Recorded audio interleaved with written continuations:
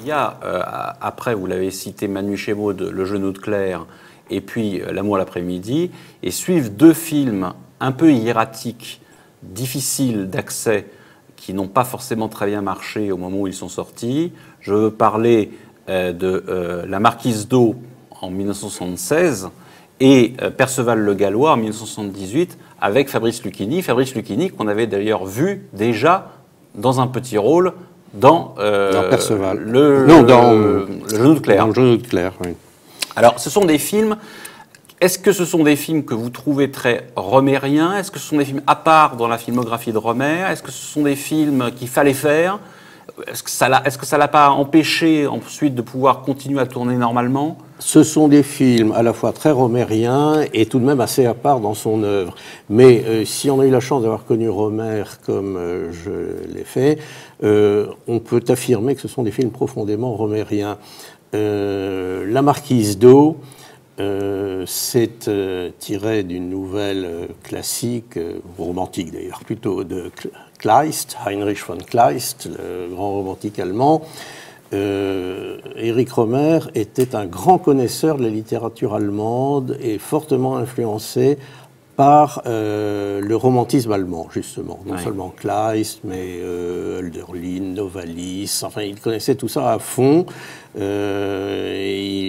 D'ailleurs, après, au théâtre, il jouera aussi une pièce, il montera une pièce de Kleist, qui est La petite Catherine de Heilbronn.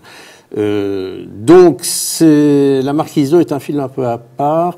Le sujet en est extravagant. Hein. Il faut être vraiment romantique allemand pour pouvoir l'admettre sans difficulté.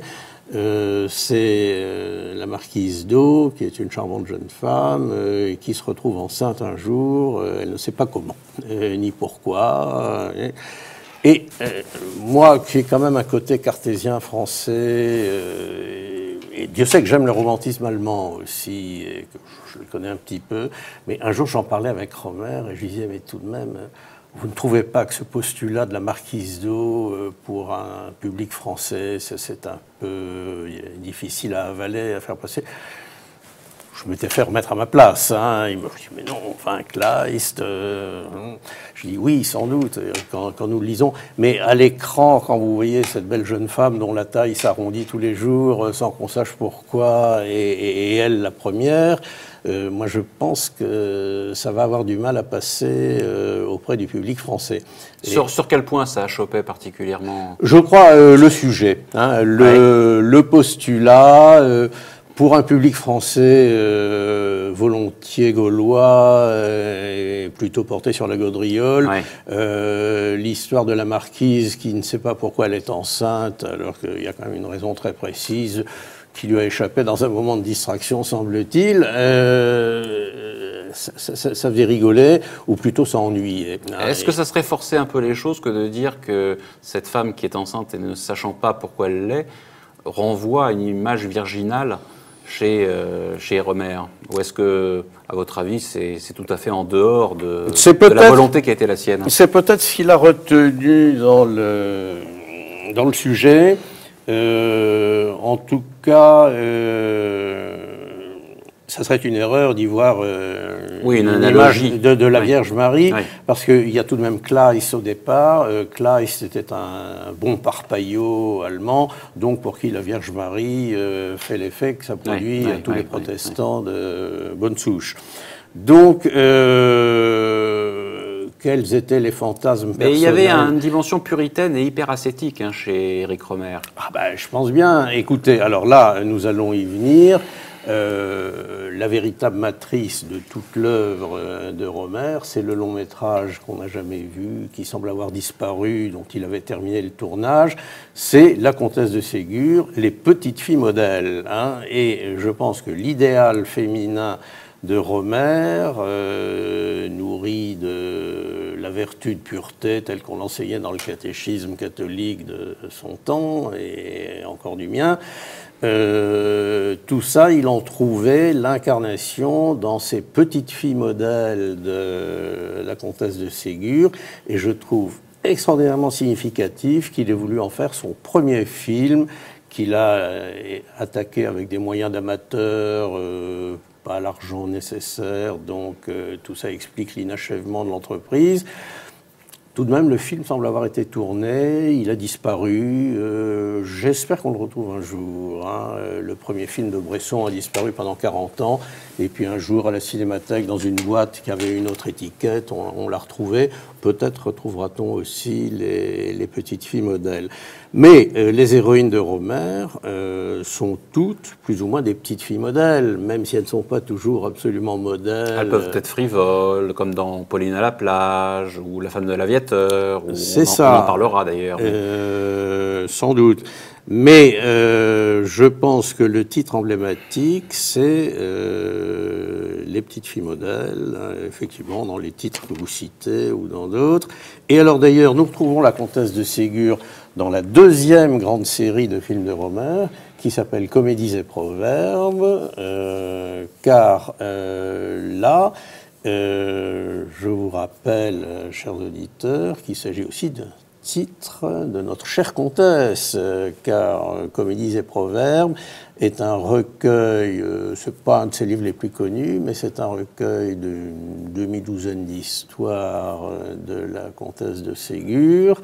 Si vous ne l'avez pas lu, je vous conseille de ne pas perdre de temps. Il y a toujours temps pour lire la comtesse de Ségur.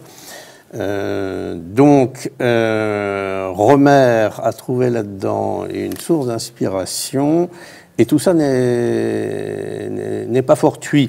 Et d'ailleurs, ça a aussi une incidence sur sa manière, car les connaisseurs, j'espère tout le monde, se rappellent que les livres de la comtesse de Ségur sont des livres entièrement dialogués. Hein. Oui. Il n'y a pas de narration, il n'y a pas de récit. Et le cinéma de Rohmer est un cinéaste de dialogue. Et ben voilà. Il avait d'ailleurs écrit un texte très jeune qui s'intitulait « Pour un cinéma parlant ». Hein, donc, qu'il a publié en 1990 dans les cahiers du cinéma, mais qu'il avait écrit très très très jeune. Et c'est vrai qu'on parle beaucoup chez Rohmer. Hein. C'est là que je voulais en venir. Le cinéma de Rohmer est un cinéma de la parole, un cinéma du dialogue. Au commencement était le verbe. Oui, si l'on veut, mais au commencement était la comtesse de Ségur oui, aussi, avec ses comédies et proverbes et ses romans dialogués. Comme les films de Rohmer, que beaucoup trouvent un peu bavards aujourd'hui, mais Rohmer était pour un cinéma parlant, comme il l'a écrit.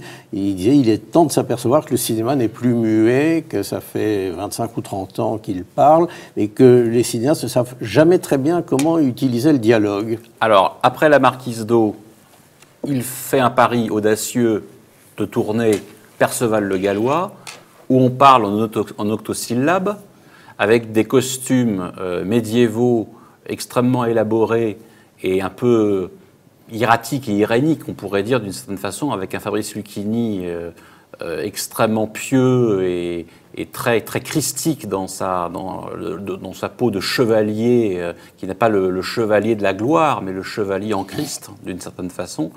Et là aussi, ça va un petit peu désarçonner un certain nombre de gens qui n'iront pas beaucoup voir le film. Alors là, il y a plusieurs raisons. Les octosyllabes, il faut le préciser, ce que vous avez oublié de faire, c'est dans Chrétien de Troyes. Hein, c'est le poème de Chrétien de Troyes qu'il a adapté en français moderne ou à peu près moderne pour que tout le monde comprenne, parce que le français du XIIIe siècle, c'est quand même pas une grande commodité. Et les octosyllabes ne sont pas gênants. Ils sont très bien dits par de très bons acteurs, où en effet l'on voit les premières apparitions de Lucchini, d'Ariel Dombasle, du Solier aussi. Du Solier, enfin de très bons acteurs qui feront leur chemin et qui se sortent très bien du texte. Donc, c'est une belle histoire, hein, Perceval le Gallois, toujours la quête du Graal qui continue. Moi, je trouve que c'est un poème magnifique. Et je pense que le public l'aurait bien admis. Par contre, ce qui a gêné, ce qui a dérangé, c'est le parti pris plastique du film. Rohmer a adopté pour les costumes et surtout pour les décors une sorte de stylisation... théâtrale. Oui. Scénique. Scénique, oui, mais pas nécessairement au bon sens du terme cette fois. Et à mon avis, ça finit par desservir le film qui tournait dans des décors vrais, comme il l'a fait si bien dans son dernier film, Les Amours d'Astrée et Céladon, aurait eu beaucoup plus de force, d'impact, qu'il n'en a dans ces espèces de décors qui ne sont pas des miniatures médiévales, même si ça prétend les évoquer, mais de loin, qui sont trop modernes pour de l'ancien et trop anciens pour du contemporain. Et ça, je crois que c'est ce qui a le plus dérangé le public, ce pourquoi, donc, Perceval le Gallois a été le contraire d'un succès, c'est certain. Alors, 1980, La femme de l'aviateur, avec Marie Rivière, Anne-Cécile Meury, dont je sais que vous avez une prédilection pour cette actrice, qu'on reverra chez Rohmer, d'ailleurs, dans d'autres films. Vous avez évidemment. Alors, si vous permettez, oui, celui-là est typique. Parce que c'est un film que je crois que vous aimez beaucoup. Oui, et d'abord je l'aime beaucoup. J'aime beaucoup Anne-Laure Meury, en effet, qui est Anne-Laure Meury, qui est une des héroïnes romériennes que je préfère, l'actrice et le personnage. Qu'on retrouvera dans L'ami de mon ami, d'ailleurs. Voilà. Et comme presque toujours chez Rohmer, c'est un homme entre deux femmes, sauf quand c'est une femme entre deux hommes, quand dans Ma nuit chez Maud, par exemple. Mais c'est une situation qu'on retrouve dans Le genou de Claire, où on avait Brialy entre deux femmes, ou deux et demi, même. Enfin, mais enfin, là, c'est les purs à l'état pur, justement, typique. L'homme, je ne me rappelle plus le nom de l'acteur. Oui, qui n'est pas un acteur très connu, d'ailleurs. Non, et puis d'autant plus que je crois qu'il est mort assez vite après. Peu importe, un personnage, la femme de l'aviateur et la jeune fille, la jeune étudiante, que le personnage rencontre un jour dans un autobus, un de ces vieux autobus à la plateforme que les vieux Parisiens ont connu, et qu'il la suit, finit par l'aborder. Enfin, bon, je ne vais pas vous raconter le film. Non, d'autant plus, cher Philippe, que nous allons regarder la bande-annonce précisément de La femme de l'aviateur 1980, où vous reconnaîtrez les personnages dont vient de vous parler Philippe Dugues. Je crois que vous avez besoin d'apprendre votre métier. En tout cas, un conseil, ne vous fiez pas comme ça à la première personne venue. Si jamais leur raconter qui vous êtes. Vous? Bah vous ne le ferez pas. Oh, si. Et pourquoi? Pour vous embêter. Charmant. Je n'aime pas les flics. Mais je suis pas un flic. Et puis quel mal vous a fait cette femme? Enfin, c'est incroyable, elle a bien le droit de vivre sa vie. Non. Non, moi, je vais leur dire. Mais non, attendez. Enfin. J'écris. Taisez-vous, ils vont vous entendre, taisez-vous. Moi j'en ai marre, je m'en vais, tiens. Honnêtement, vous faites, si vous vous voyez. Mais enfin, vous pensez bien que je n'allais pas leur parler. J'en sais rien. Non, en fait, je crois pas qu'ils nous aient repérés. J'espère bien. Sinon, votre patron vous ficherait dehors. Quoi? Le patron de votre boîte, votre agence. Ouais, je peux bien vous le dire maintenant. Je vous ai menti. Je ne suis pas détective. Je m'en doute. C'est votre truc pour draguer les filles. Sinon, je vous aurais pas embêté comme ça. Non, écoute. Oh, je peux bien Là, tu t'embrasser. m'as déjà embrassé 36 fois. Si je me laisse attendrir, on va pas en finir. Je suis dans une humeur de chien. Comprends-le. Bon, tu dois comprendre que moi aussi, je suis en droit de demander des explications. Explication de quoi? Tu m'espionnes, il faudrait que je te rende des comptes. J'ai pas de compte à te rendre. Je suis pas ta femme, et même si je l'étais, je ne l'accepterais pas. J'ai de compte à rendre à personne. J'ai le droit de recevoir ici qui me plaît et quand ça... Voilà, alors vous avez reconnu la jeune fille dont nous parlait justement Philippe Dugues, qui est ravissante. J'espère que vous avez compris mon enthousiasme. Ah oui, voilà. Donc c'est un film à vous conseiller, parmi tous les autres films d'ailleurs de Eric Rohmer, La femme de l'aviateur. En 1983 sort un film avec un titre un peu original qui s'intitule Pauline à la plage, avec Ariel Dombal, Amanda Langlais, Féodor Atkin, Pascal Grégory, un film estival, ensoleillé, avec la charmante Ariel Dombal de l'époque et la charmante Amanda Langlais qui à l'époque à l'âge de 15 ans. Alors là, c'est un film, on pourrait dire un marivaudage, hein, un film d'été, où Rohmer prend plaisir à filmer ses personnages et notamment ses jeunes filles. Rohmer, vous le disiez tout à l'heure, Philippe Dugue aime les jeunes femmes jeunes, fraîches, légères. Les jeunes filles en fleurs. Oui, les jeunes filles qui ont de l'esprit, qui sont belles mais qui ont de l'esprit. Et il les filme avec beaucoup de talent. En 1984, sort un film qui va beaucoup compter, je crois, dans la carrière d'Éric Rohmer, c'est Les Nuits de la pleine lune. Film où, d'une certaine façon, Éric Rohmer rompt un peu avec le ton habituel qui est le sien et montre une certaine branchitude parisienne, montre aussi les villes nouvelles. C'est pas tellement, a priori, sa tasse de thé, mais il veut montrer comment est Paris, comment sont les villes nouvelles, et il fait évoluer ses personnages dans ce film. On retrouve Fabrice Lucchini, la jeune Pascale Augier, qui était la fille de Bill Augier, qui décédera peu après, qu'on avait d'ailleurs vu dans Perceval le Gallois, qui occupait un petit rôle. Et dans Les Nuits de la pleine lune, on a affaire, comme dans les autres films de Rohmer d'avant et d'après, à un hymne à la fidélité conjugale, au mariage, avec un dicton champenois qui dit qu'il faut avoir une seule femme et pas deux, sinon on perd sa raison. Et il faut avoir une maison et non pas deux, et sinon on la perd également. Et c'est un film un peu déconcertant parce qu'à la fois esthétiquement pas tout à fait dans la veine romérienne et en même temps très romérien dans le message que Rohmer veut faire passer.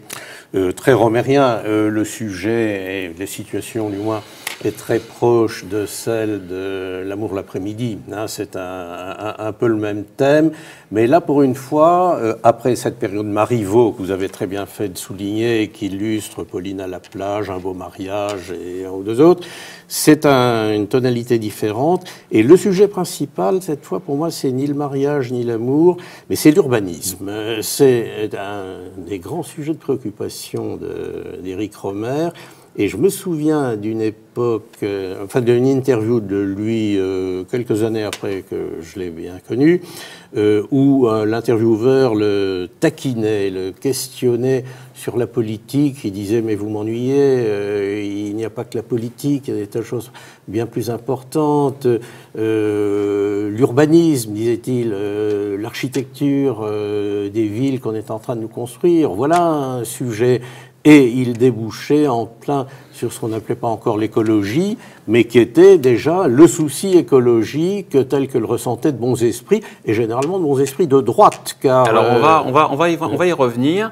Il avait d'ailleurs fait un film en 1966 qui s'appelait « Les métamorphoses du paysage », où il dressait un réquisitoire assez subtil contre la modernité technicienne, la modernité urbanistique et l'envahissement de la ville à la campagne, et montrait en quoi la campagne pouvait se préserver des affres de la ville, mais malheureusement était de plus en plus envahie par cette ville même, et cette ville qui devenait de plus en plus tentaculaire et de plus en plus invivable, même si Rohmer a beaucoup tourné quand même dans les villes.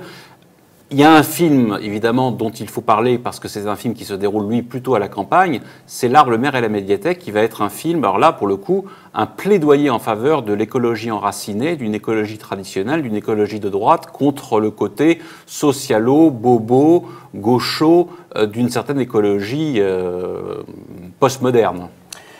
L'Arbre, le maire et la médiathèque est un véritable régal. Hein, et pour ma part, je pense qu'après Manu chez Maud, c'est le film de Rohmer que je préfère. Et ce qui est intéressant, c'est qu'Antoine Debec, son biographe, me disait récemment dans une émission de radio que lui aussi, c'était là, pour lui, c'était le film de Rohmer qu'il préférait. Or, c'est un film profondément réactionnaire. Alors là, pour le coup, où les personnages qui sont très typés, il y a le maire socialiste féru d'écologie, Pascal Grégory, il y a la jeune journaliste branchée, bobo, très bobo. Et tout ce que vous voudrez. Ariel Dombal. Ariel Dombal, sublime, là, son génie au zénith, c'est le cas de le dire.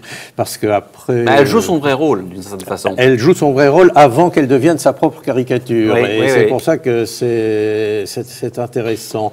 Et puis, deux autres personnages. Et puis Fabrice Lucchini, le rôle de l'instituteur écologiste. Et alors voilà, alors Lucchini... qui est éblouissant.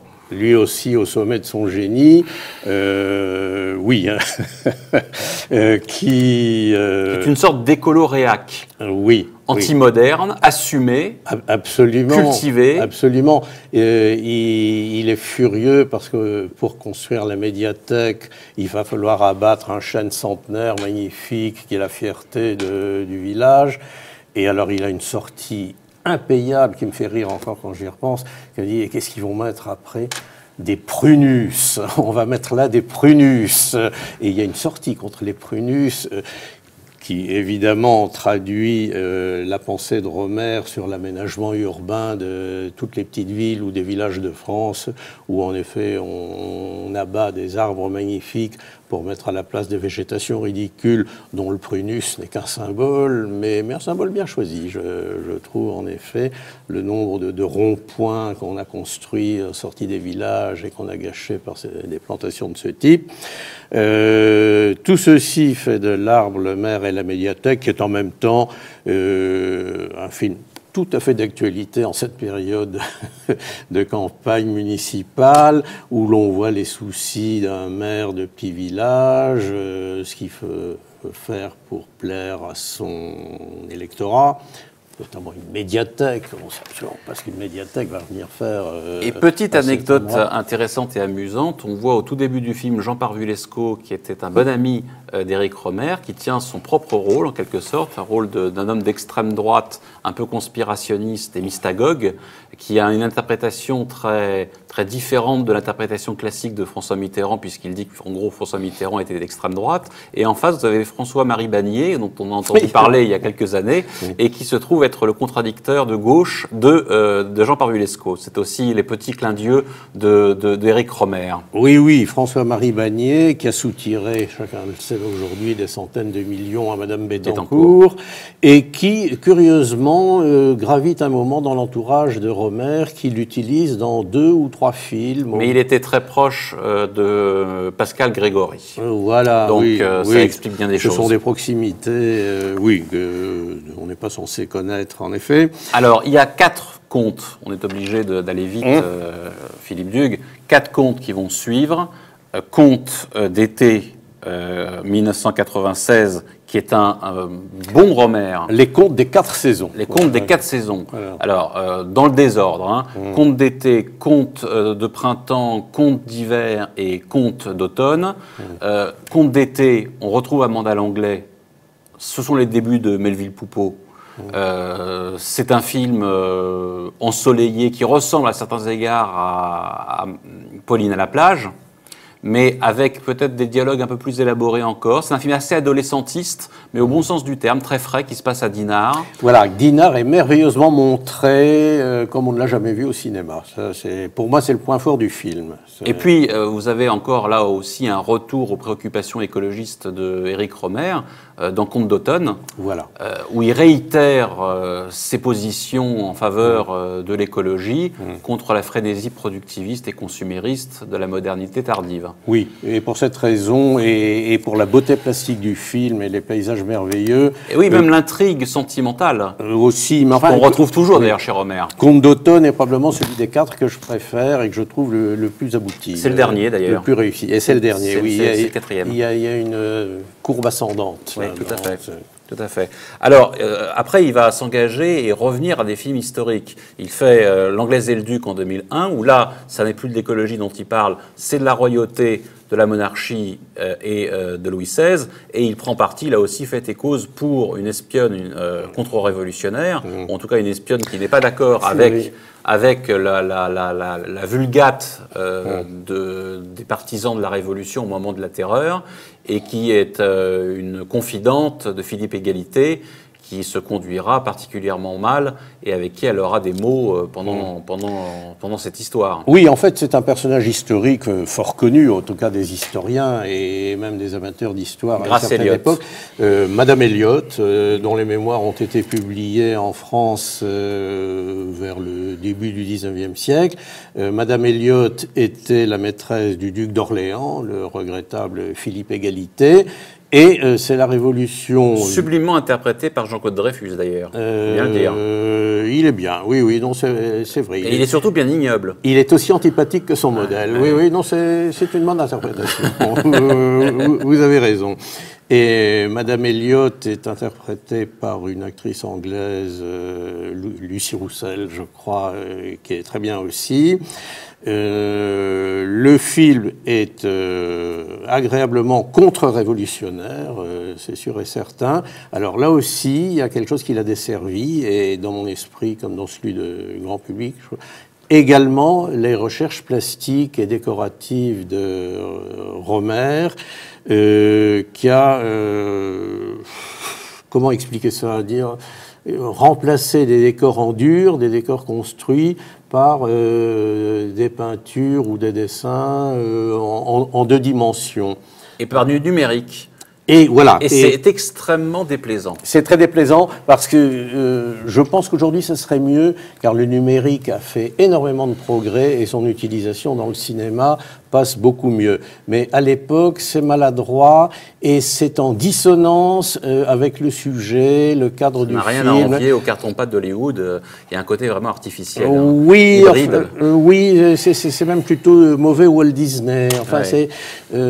À mon avis, c'est la plus grave erreur de Rohmer dans un de ses films. Et c'est dommage parce que le scénario était réjouissant et il y avait quelques bonnes vérités sur la Révolution française. Mais ça a nui au succès du film. Le film est un film de critique de la terreur, du génocide de la terreur, du génocide vendéen et des génocides qui se sont perpétrés à ce moment-là.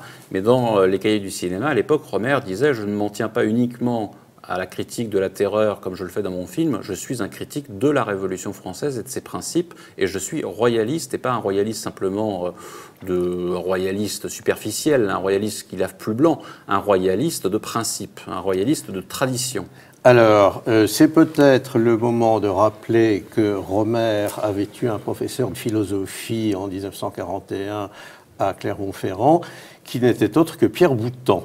Eh oui, qu'il a bien connu, le fondateur de la Nation française. Absolument. Journal auquel vous avez collaboré d'ailleurs. Ah oui, j'ai passé 5 ans très enrichissants dans le proche entourage de Pierre Boutan à la Nation française. Et c'est l'époque où j'écrivais aussi au Cahier du cinéma, et j'ignorais que Rohmer avait été l'élève de Boutan. Et un jour, Rohmer m'avait pris à part discrètement, il m'avait dit « Est-ce que vous ne croyez pas qu'on pourrait instaurer un échange entre la Nation française et les Cahiers du cinéma ?» Moi, je tombais du ciel parce que j'ignorais tout ce passé compromettant d'Éric Rohmer, mais je n'attendais que ça, j'étais ravi. Et effectivement, à partir de ce moment, Rohmer prenait un malin plaisir dans le bureau des Cahiers du cinéma à déployer le journal de Pierre Boutan, très reconnaissable, La Nation française avec son titre dessiné par le peintre Mathieu. Et si vous regardez bien le sketch de Rohmer, Place de l'Étoile, dans Paris vu par, qui était une espèce de manifeste de toute la nouvelle vague, il y a un moment film dans des années 60, film à sketch des années 60. Voilà, il y a dans le métro un moment un voyageur qui lit largement déployé La Nation française de Pierre Boutan. Oui. Donc, il faut dire que tout ce qui était historiographie royaliste, maurassienne et contre-révolutionnaire était familier à Rohmer, qui avait bien sûr lu Jacques Mainville, Maurras, qu'il connaissait bien, et sans parler de Léon Daudet, certainement, encore que par tempérament, c'est pas été le même type. Le rabelaisisme de Daudet n'était pas fait pour l'ascétisme de Rohmer. Non, et il devait se sentir plus à l'aise. 2003, un autre film où là, il ne s'agit plus de la contre-révolution française, mais de la contre-révolution russe, d'une certaine façon. Il s'agit de Triple Agent, film important aussi, beau film d'Éric Rohmer. Qu'est-ce que vous avez à en dire c'est l'avant-dernier film. Hein. Que c'est un film capital parce qu'il montre la France de l'entre-deux-guerres, comme on le fait rarement, très bien. Et au lieu de donner du Front populaire l'imagerie d'Épinal qu'on en donne habituellement, il en montre là une fois de plus une vision assez critique, assez ironique, pas malveillante d'ailleurs. Il y a des aspects qui sont pour lui plutôt sympathiques ou acceptables, ce qui était le cas de quelqu'un comme Brasillac d'ailleurs, qui dans le Front populaire, contrairement aux vrais maurassiens, trouvait de bons côtés. Notamment les congés payés. Les congés payés, les choses qu'on faisait pour la jeunesse, tout ça. Il s'agit en fait de l'affaire Skoblin. Alors, il s'agit de l'affaire exactement. Est-ce que vous pourriez vraiment en une minute nous résumer l'affaire? Parce qu'elle est bien, on peut voir le film bien entendu, mais pour donner envie, si j'ose dire, à nos téléspectateurs de regarder le film. Pour l'époque, on disait plutôt l'affaire du général Miller. Oui, du général Miller. C'est le général Miller qui était un émigré russe blanc célèbre. Je pense que ça devait être le grand patron des émigrés russes à Paris à ce moment-là. A disparu un beau jour, et il a été kidnappé. On a vite conclu que c'était le KGB de l'époque qui devait s'appeler le NKVD, je crois. On a enquêté, on a trouvé qu'il y avait des agents doubles, des traîtres, dont notamment un certain général Skoblin, qui était l'adjoint du général Miller, et qui a joué un rôle assez trouble là-dedans. Et ce qu'il y a d'intéressant, c'est qu'une des actrices du film et scénariste n'est autre que Irène Skoblin, qu'on a vu dans d'autres films de Rohmer aussi, qui était la nièce du général Skoblin en question. Et tout ça fait un film passionnant qui malheureusement n'a pas eu grand succès, parce que toute la presse de gauche s'est déchaînée. Là, ils ont ils ont commencé à comprendre à qui ils avaient affaire avec Rohmer, un contre-révolutionnaire qui devenait dangereux. Après avoir démoli la Révolution française, il démolissait le Front populaire. Il était anticommuniste, il réhabilitait la Russie des tsars. Ça faisait beaucoup. Là, son compte était bon et il était temps qu'il s'arrête. Alors, dernier film de Éric Rohmer en 2006, Les Amours d'Astrée et Céladon, film sur la mythologie en quelque sorte, et qui est un film qu'on pourrait qualifier de pagano-chrétien à certains égards, puisque la Trinité est réhabilitée dans un univers druidico-païen. Oui, c'est d'abord un grand film poétique tiré de l'Astrée d'Honoré d'Urfé, qui est un roman de 10 ou 12 000 pages, je ne sais pas, enfin un roman fleuve dont il n'a adapté que quelques épisodes. Situé dans des lieux et des siècles mal déterminés. Nous sommes à la période de transition entre l'Antiquité et le Haut Moyen-Âge, où le paganisme commence à céder la place au christianisme, où les Gaulois sauvages deviennent des Gallo-Romains plus raffinés, qui découvrent justement cette nouvelle religion. Et tout ceci dans un style littéraire et poétique qui est celui des Précieuses du début du XVIIe siècle, puisque d'Urfé était un des auteurs favoris de l'Hôtel de Rambouillet et de ses Précieuses.